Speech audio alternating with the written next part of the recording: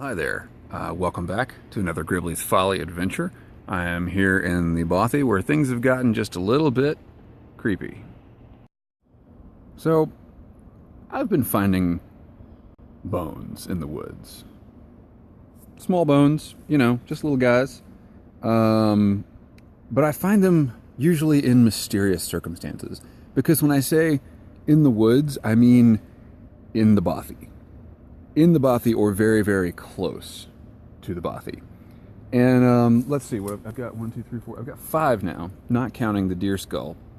When I had found about 3, I actually stumbled across a significant part of a deer skeleton, and that's where I got the deer skull.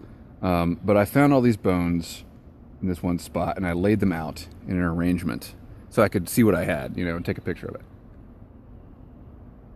And I normally leave things where I find them in the woods. I don't like to disturb stuff. But at the same time, I really wanted the deer skull. So I took it, and then I decided later that I really, really wanted the rest of those bones too.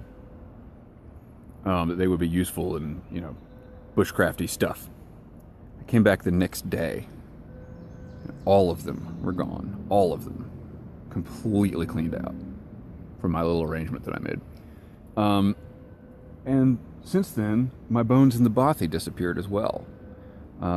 Except now, they're starting to reappear. I'm finding them left right outside the Bothy on the ground, where I know they weren't the day before. I found one in the Bothy. I found one on the trail to the Bothy. So I don't really need to come up with an explanation for all this stuff. But I think it's kind of cool because one of the things I've always wanted to do in the woods,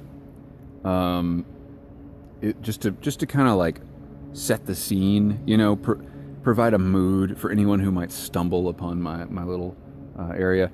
I've always wanted to make a wind chime out of bones. Other thing to mention is that I've had my first human encounter out here. I was sitting in the Bothy smoking my pipe, and a dude walked up through the woods. Of course, he was wearing a black shirt, so I thought he was a bear at first. Dude walked up. He was walking his 2 very large dogs, and he got literally right outside the Bothy, like within 4 feet of the outside of the wall of the Bothy. And I thought, oh shit, you know, I better say something. So I said hello, and he jumped out of his skin, and I said sorry, you know, but I figured I'd better say something rather than not. And he said, okay, yeah, it's no problem.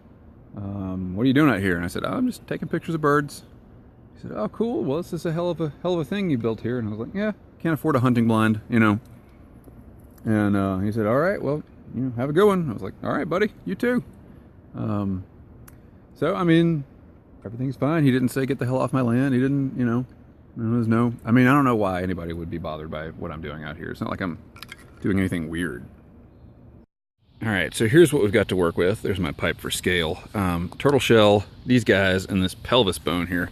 As you can see, I've already drilled holes in these with the tip of my knife, and I've attached some inner strands from some paracord.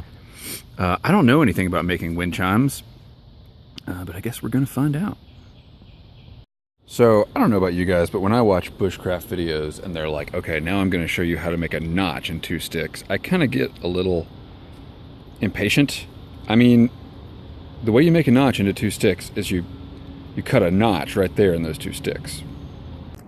Yeah, I think the prevalence of how-to videos on YouTube makes it really easy to give instructions that are kind of unnecessary. Like, I lashed these 2 sticks together by lashing these 2 sticks together.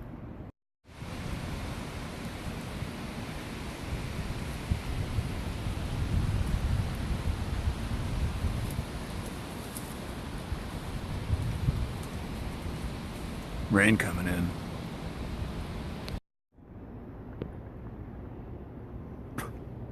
So yeah, I don't know about you guys, but if I was out in the woods and I came upon that, I would lose my fucking mind.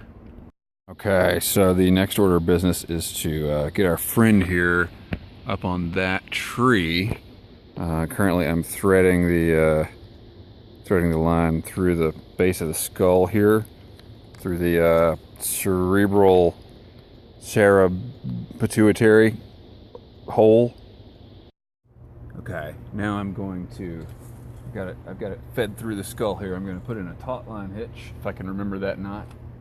And then I'm going to use a stick to raise it up the tree. Okay, I'm going to have to look up a taut line hitch. 2 loops inside, 1 loop outside. I've got the skull on the tree there. The taut line hitch is tied. Now, if only we could find a stick.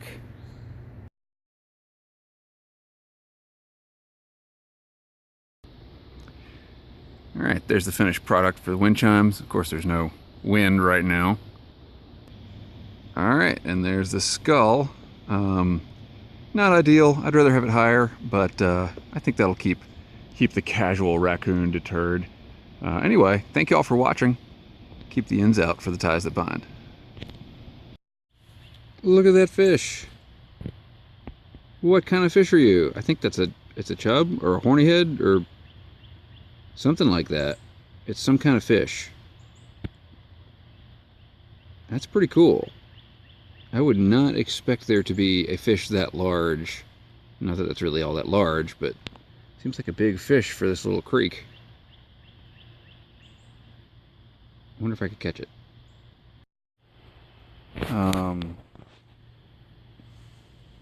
Yeah, I don't really know why I feel compelled to do what I'm getting ready to do. Nope.